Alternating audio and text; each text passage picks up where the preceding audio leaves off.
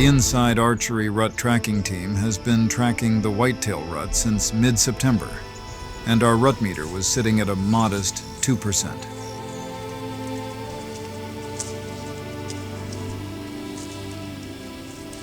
Early season signs were abundant, and while hunters were focused on food sources, a fresh scrape or rub line was too tempting to ignore.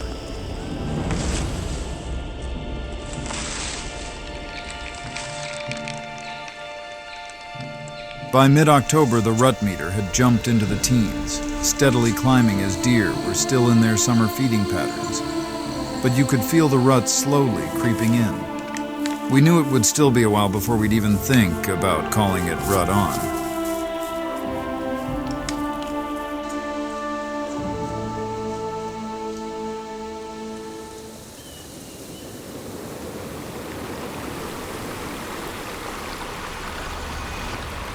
Then came early November, and the call went out, November 13th to be exact. That's when the rut meter hit full swing.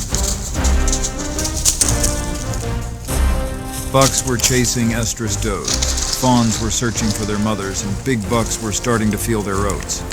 Game cameras were working overtime, and hunters across whitetail country were reporting rut on by the hour. Every deer camp in the woods had at least one big buck hanging. By the first week of December, though, we noticed the intensity of the rut starting to drop.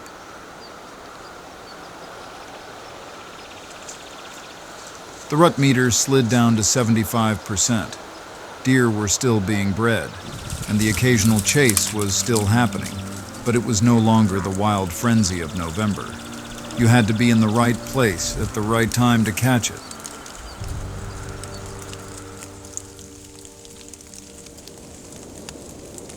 Right now we are reading around 25%. Most of the deer are back on the feed, and while some does are still being bred, for the most part, it's time to hunt food. Fawns and does are feeding together, and even the bucks were more focused on filling their bellies than chasing does. So in other words, hunt where the deer are eating.